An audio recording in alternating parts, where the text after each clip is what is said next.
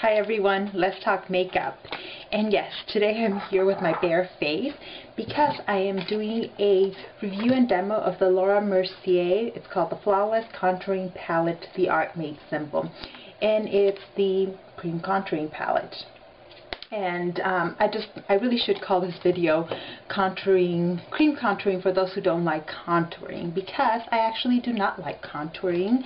I've become more interested in it primarily as a technique because it's all the rage right now. Everyone's got some sort of cream or powder contouring palette out there, and so I just wanted to give you my review of it and show you how I do it, especially because, you know, some of us don't like doing the really chiseled extreme contouring. I like to call it the Kim Kardashian contouring. Some of us just like a more subtle look, and so I wanted to show you how I do it. I am not a makeup artist, so this is just stuff I've picked up from watching makeup artists on YouTube, watching you know, other women on YouTube do it, and so this is just how I like to do it. So there's my disclaimer. So like I said, I'm not big into contouring, but there are some benefits to doing it. It can give you a more give more dimension to your face, and I think that's the key for me, because I like to use very thick matte foundations. Not necessarily thick, but definitely matte. I need matte full coverage foundations, and so those sometimes tend to take away some of the dimension in your face and flatten it out. And so by contouring, it can give your shadow some of its natural shade back in there. Like, so you can see, I feel like I have like some natural contouring already, and so I just want to put it back after a foundation. And let's see, a little bit about the purpose of contouring. For me, it's that the technique apparently does come from drag queen makeup techniques, because they want to create more feminine features and very dramatic feminine features, and so they do extreme contouring on their face to create that. Nothing wrong with that. I love drag queens, and there's so much we can learn from their makeup techniques, but you know, I'm not into the dramatic look. So I've been trying doing both cream and powder contouring, and I think that there's not really a huge difference. I think a lot of it is a matter of preference, whether you prefer cream products or powder products. On the other hand, using both can help you create a much more dramatic look. So today I'm just going to be using this guy just as a cream contour. And you'll see the way I do it is not the only way to do it, but this is just how I do it. I'm going to actually start bare face. I'm going to put some primer on, but after that I'm going to go first with the cream contour and then with my foundation. Why I do that is because it makes it even more subtle. There's nothing wrong with you can put your foundation first and then go in with a cream contour. But no but so it's great that way too, and I have done it that way, and I can create a subtle look that way as well. This is just how I've been liking doing my cream contour so far. So let's get started. I'm going to start by priming my face. I'm going to use the Benefit Professional, and this is just a little sample I got, and I do need a kind of pore filling primer, so I am going to put this. This is mostly what I need my primer, my pore filling primer, and I do like to put it all over the face. I still need to experiment with using like different kinds of primers at the same time, but this is how I did it, and voila. Primed. So usually I like to give it a little bit to set in the primer some time, but today I'm gonna go, and I usually will prime my face and then do my eyes, but I'm gonna go straight into contouring. So this is the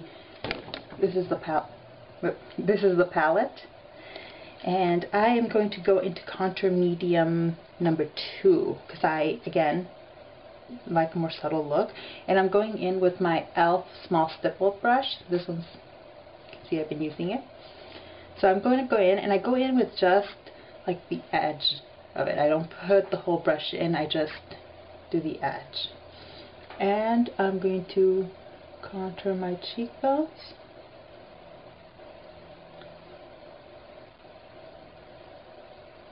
And you can see I am clearly not a makeup artist. But this is just the way I've been doing it. So that's been placed on it, and then I go in and buff it out. And the benefit of doing this before foundation is that I don't have to be so precise.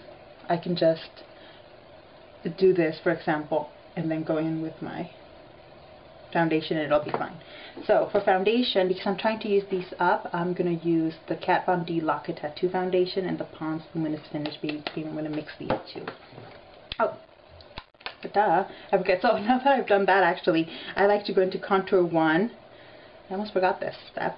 See? This is why I don't contour often. And do like the edges of my face.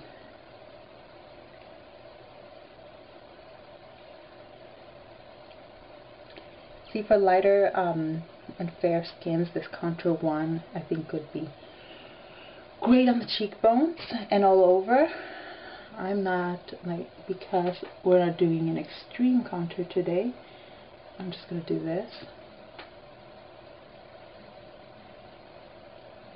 And contouring, a lot of what contouring is just to create high cheekbones, and a lot of that depends, how you do it depends on your face shape. So this is just what's been working for me.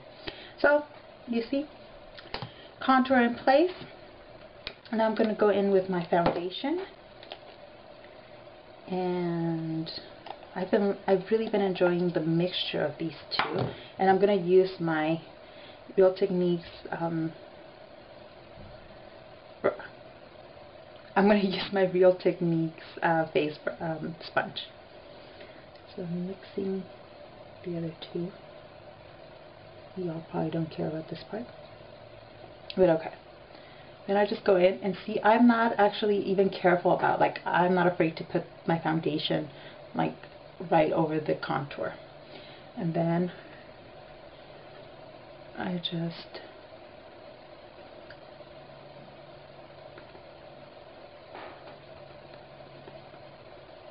pat it everywhere.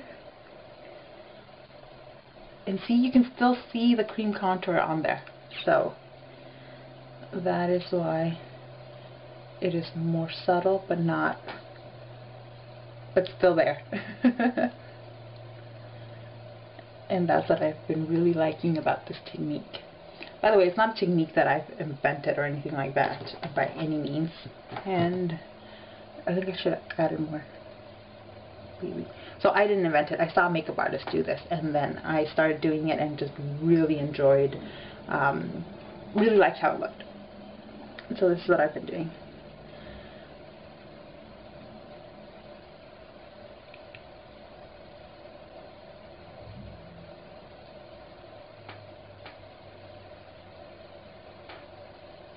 Okay.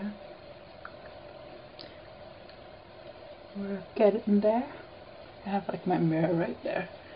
And this is, okay, I think I didn't mix my foundations properly because this color is, I'm not sure this is a great color on me.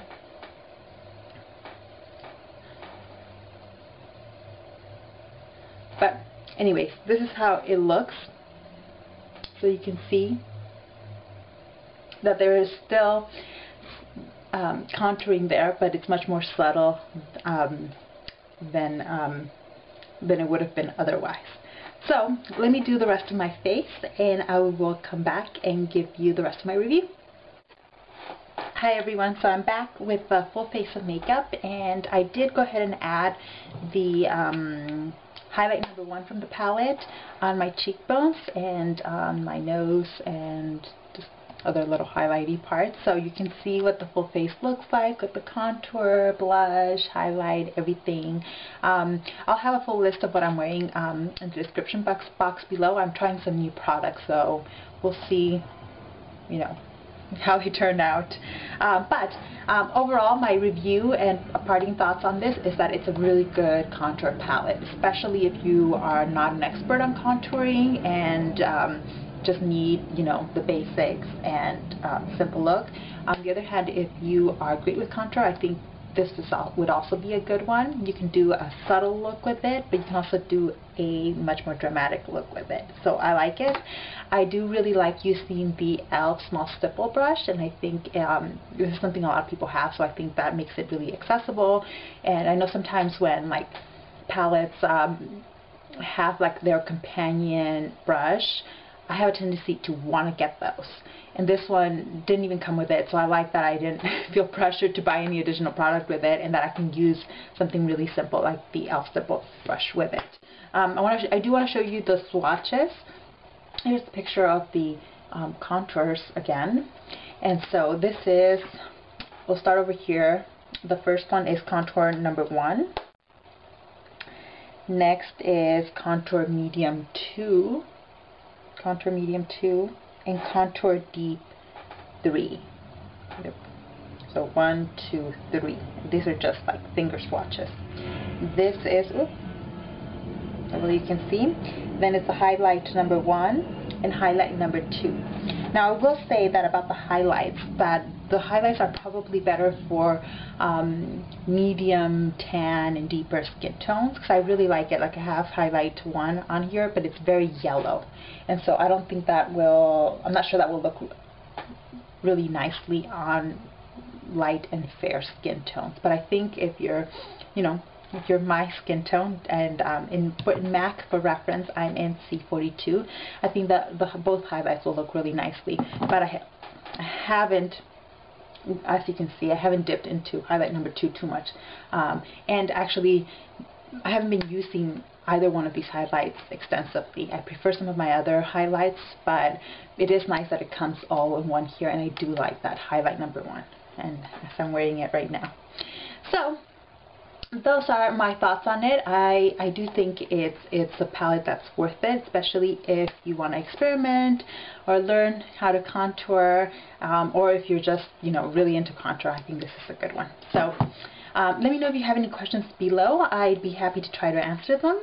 But remember, I'm not a makeup artist, so I'm just, you know, learning with the rest of you all. So, but, you know, I'll try to answer any questions. And until next time, bye.